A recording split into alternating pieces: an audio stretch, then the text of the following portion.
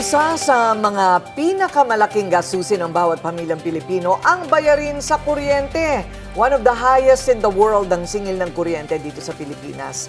Ngayon, mismong si Pangulong Ferdinand Marcos Jr.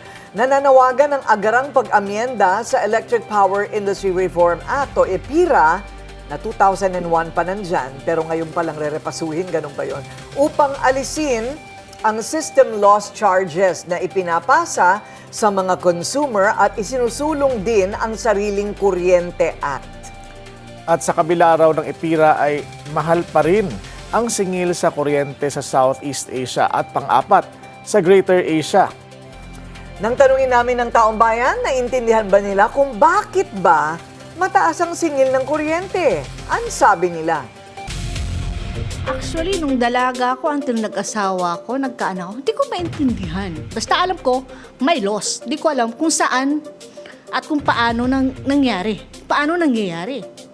Ang appliances lang naman namin, TV na isang sa gabi lang naman namin binubuksan at saka rep at saka ventilador. O halos hindi na kami magbukas ng ilaw, ito na lang salas pag nandito sa salas kami, ito na lang salas ang binubuksan namin. Pero ang bill namin 1,402.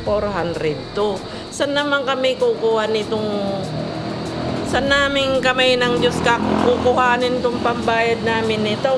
Ang pagkakaintindi ko po ay dahil sa system loss ng Meralco at ang taong bayan ang nagsasuffer na parang naghahati-hati para sa dinadagdag sa bill. Nagugulat ako buwan-buwan tumataas yung kuryente ko nang may mga nakikita ko additional charges doon sa bill ko. Pero yun nga, wala naman tayong magagawa, wala naman pagbabago. So, bayad lang ako ng bayad. Ang dami nilang comment. Oo, makes sense eh. Oo, Lahat talagang tayo meron apektado silang dyan. opinion Oo. pagdating sa kuryente. Makakasama po natin ngayon si Murang Kuryente Party List Representative Arthur Yap, isa sa mga pangunahing nagsusulong ng reforma sa energy sector. Welcome to Memo, Kong Art. Hindi ba ba huli ang lahat? Ang tagal-tagal na ng EPIRA. Ngayon pa lang ba nagkakaroon ng panukala para repasuhin yan? 25 years after EPIRA. 25 years. Yung party line sa telephone na wala na sa lexicon natin eh. Oo. Pero yung rotating brownout, yung red alert, yung yellow alert, nandun pa rin, Willard eh, hanggang ngayon. So that means for me, yun ang proof, yung katibayan na after 25 years, kung nandun pa rin yun sa lexicon natin, at saka yung tao nagko-complain and we're still the highest power rate country in Southeast Asia, then that means siguro may problema. Malaki ang problema. Malaki ang problema. At Malaki po. I have a feeling alam ninyo kung anong problema. Ano ba ang problema? Hindi, let's be fair.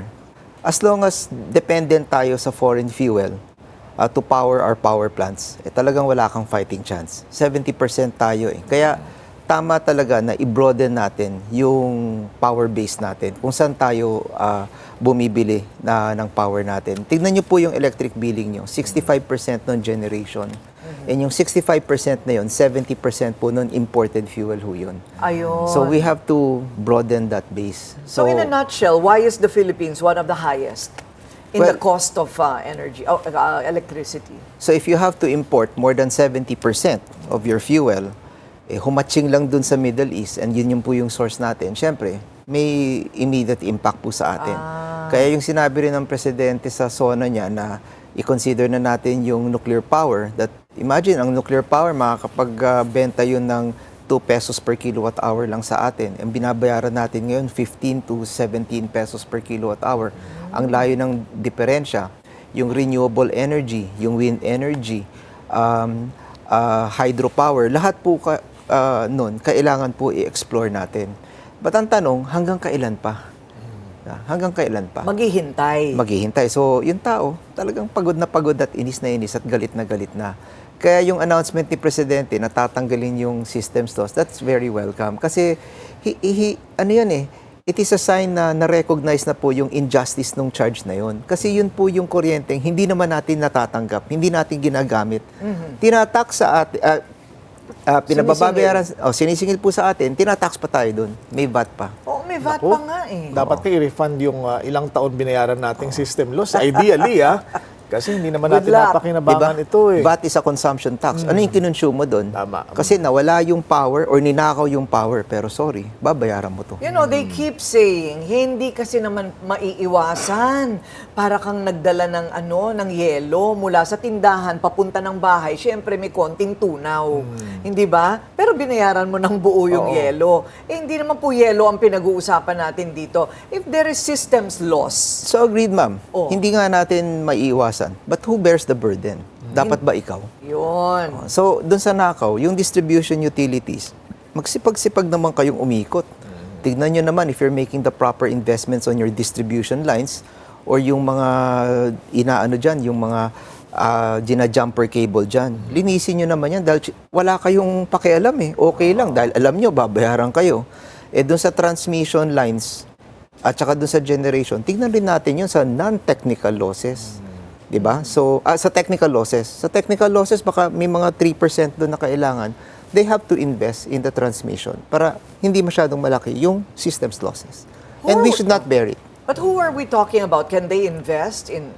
Ang matatamaan daw kasi yung mga maliliit na kooperatiba. Tama po ba yun? Yeah, but meron namang mga government agencies where they can borrow. The National Electrification Administration can also lend them kung hindi nila kailangan. But it shouldn't be us. Kasi yung in-announce ng Presidente, welcome po yun. Talagang salamat po na the President recognized it. Pero ma'am, 5% lang po yun. Kaya nga, maliit lang yun eh. So kung gusto mo talagang makatulong, yung 11% pa na additional pass-through charges. Imagine yung support to senior citizens, sa ating kinukuha yon. Yung lifeline rate, kinukuha po sa atin yon. Yung feed-in tariff, yung JAOL, yung Green Energy Auction for Renewable Energy. Yung stranded na utang ng Napocor, sa atin po kinukuha yon.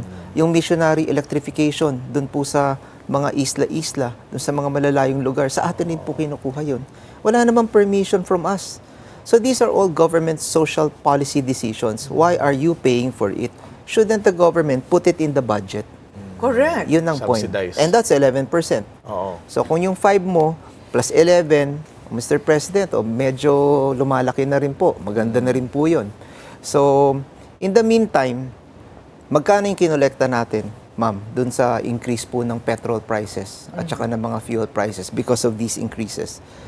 Congress gave the President power to suspend the excise and the VAT. He did not do it. So that means, lumobo rin yung collection natin pag akyat ng petrol ng crude oil petroleum products.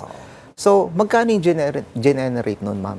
So, siguro mga 7 to 9 billion per month. Eh, yung 7 to 9 billion per month, ba't hindi natin i-distribute na lang straight back to the power consumers? Those who are really vulnerable are consuming mga 200 to 250 kilowatt hours per month. Mga 5 million families yun eh. So, if 25 million Filipino families are paying through their electric bills, they can also receive ayuda through it. So, why don't you just take all the additional income and give it back to the most vulnerable? At makikita mo that is the most equitable way to distribute ayuda, ma'am. Kasi Willard, tignan mo yung electric billing ng tao. Alam mo yung consumption niya. Yung mayaman, malaki yung consumption eh. Yung mas mahirap, yung nakikipagsapalaran, single family, these are middle class families. Yung Makikita 5,000 mo. and below ang consumption. Makikita mo. Eh di ma'am, yun ang bigyan nyo. So if you've got 9 billion, 10 billion to spare to give around to 5 million families, you can give them 2,000 per month ayuda at least for the next 3 months. So in what form would that be? Discount sa... Ma'am, rather than magpalinya ka, magpalista po tayo. Di ba? Magbibigay ka ng ayuda, magpapatawag ka pa, maghihintay pa doon, may mamamatay pa sa linya, may aatakihin pa doon. Di, why don't you just give it through the 140, 150 electric co-ops? So, at least 140, 150 lang ang kausap mo. Ibigay mo sa kanila o sabihin mo sa kanila o yung mga gumagamit lang ng 2 hanggang 250 kilowatt hour o bigyan nyo ng 2,000 na ayuda temporarily. Maganda yan, Automatic rebate. Parang ganyan. Parang gano'n. Makikita niya kagad sa electric Oo, billing may niya. bawas na. Yes. Ginagamit kasi yung ayuda sa Saan-saan. sa eleksyon. Gusto nila yung mga politiko mismong ganyan. Kaya, I mean, that just answers your question, sir. I mean, totohanang usapan lang. Tama, So, for me, more feasible is the 11% additional because Opo. walang logic. Opo. Yung sa atin nila, kinukubra yung senior citizens ek na yan. Opo. At saka kung ano-ano pa, hindi ba? Past due charges. I know, Ito right? mga bagay na to, sir, gaano Hindi mo kabilis alam, na pwedeng mapatupad? How feasible is this? How soon can government Well, pag sinertify Oo. ng presidente na priority lahat yan, pwede naman namin repasuhin kagad yung IPIRA. So, syempre, priority yan. So, that means that takes precedence sa rules, sa lahat ng committee hearings. Mauuna yan, mabilis ang ano. So, masususpend muna yung discussion ng iba, yung priority legislative measure ng administration. Yun ang bibigyan ng pansin.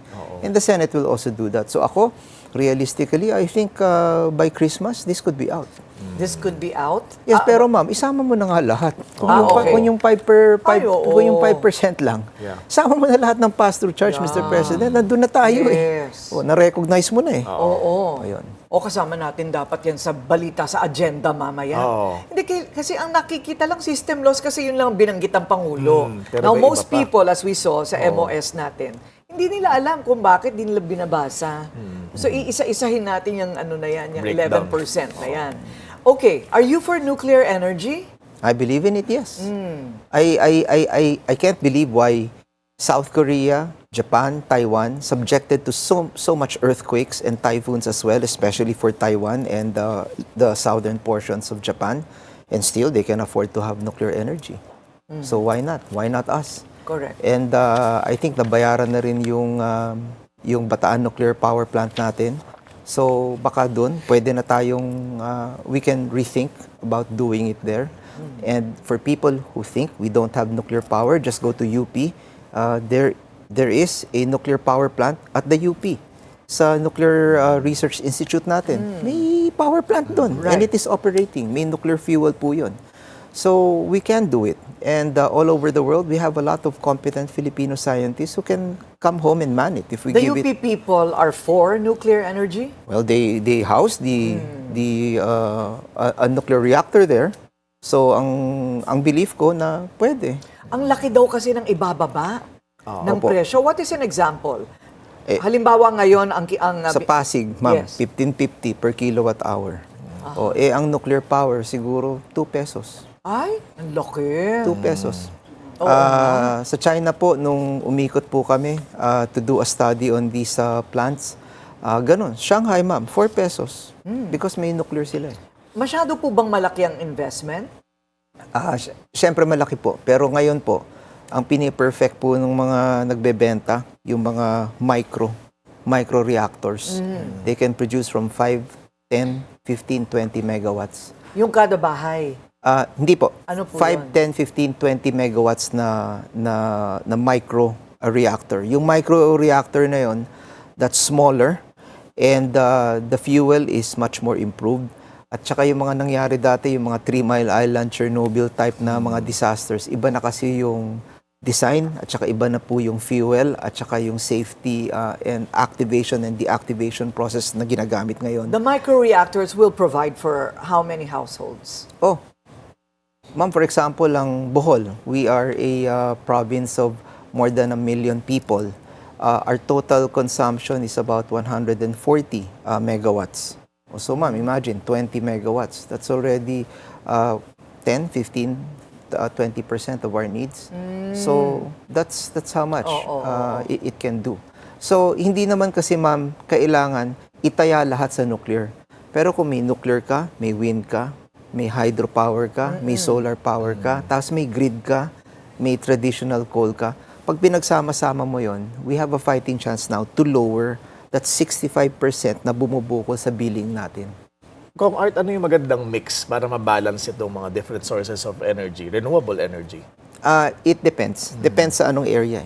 So, kailangan depending on the conditions, typhoon path ba yan? May, in terms of earthquakes, ano yung record dun sa area na yan? Or what natural resources are in that area? So, depende yun. It's a different mix. Okay. Ito pong pack silica, have you thought about it? Is it really going to impact our consumption of water and energy? Well, let's put it this way. We are a middle-income country today. They said, because we're standing on two legs. Number one, yung perang pinapadala sa atin ng OFW. Number two, yung BPO industry natin. But itong BPO industry natin, which is bigger than our OFW in terms of revenues na binibigay sa Pilipinas, that is under threat by AI. So pag hindi tayo nag-level up at hindi tayo nag-diversify dun po sa BPO, IT, AI industries natin, tatamaan po yung middle income status ng Pilipinas. So for you to do that, you need massive computing power. But you can't do massive computing power even if you secure Pax Silica, all of these, the value chain for protecting these resources, if you have expensive power. So uuwi pa rin tayo sa power. Because these AI, all of these will require massive energy and power for computing capability. So babalik pa rin tayo sa power. The reason why we ng are... nuclear doon. Doon sila maglagay ng nuclear. To support the Oo, to energy support, needs. hindi ba? So, but the project itself, will it really deplete? Kasi yun ang sinasabi nila eh. It will deplete. It's not about the cost, but deplete supply of energy. I'm not an expert, ma'am, in that. But all I know, ma'am, is for us to protect our middle income status, we need to invest in data centers and computing power. We have to consider it talaga. And we have to. But we have to be careful because may nexus ang food, may nexus ang environmental protection. Tatamaan hindi lang yung food, yung tourism natin tatamaan, tapos livelihoods natin tatamaan lahat. At the end of it all, we are still an agricultural country, ma'am, because we don't have any manufacturing in this country. Okay. So last question. Yes, ma'am. The president didn't certify as urgent any of his propositions, di ba? So is that a problem? Sino ngayon ang titimon diyan sa Congress? Hoy, mag-meeting na tayo tungkol sa EPIRA. Well, I put my faith in Secretary Joey Salceda dahil siya naman yung PLLO ngayon at a veteran lawmaker, governor, cabinet member si Joey, and very good economist and analyst. So I think kaya naman niyang itimon yun. And the fact that the president said it in his SONA, that is a signal to Congress that those are his priorities and we will give it the due attention it deserves. And not just Lip service. Hindi, not just that one Item. system loss. Oo. Hindi lang system loss. Isama We can na start ang with iba. that. Di ba? Tanggalin yung 11%. Okay, nalinawan po tayo sa isyong ito. Alamin naman po natin, ano ba ang masasabi ng ating mga manonood online para malaman, naiintindihan ba nila kung bakit mataas ang singil sa kuryente? Ang sabi nila, Ray Aguilar, to meet the annual goal to maintain an annual net income in billions of pesos, which is higher than the previous years. Sabi ni Fane P. Maslan, kasama sa bayad yung libreng kuryente for 4-piece. Tito Joe, law of supply and demand. Yun na nga, resulting to price increase. Sabi ni Time Itonics, bawat nakalagay na item charge may VAT. Sana makagawa ng hydroelectric para mas murang kuryente, safe pa. Jules Tenebro, I understand kung bakit mataas ang singil sa kuryente. May something need talagang maimbisigan. Ano yung something na yan? Ikaw talaga. Maraming salamat po sa inyong oras. Murang Kuryente, Party List Representative Arthur Yap. Sa uulitin po. Thank you very much, ma'am, Willard, at sa lahat po ng mga televiewers on your successful show. Thank you so much for this opportunity. Thank you, sir.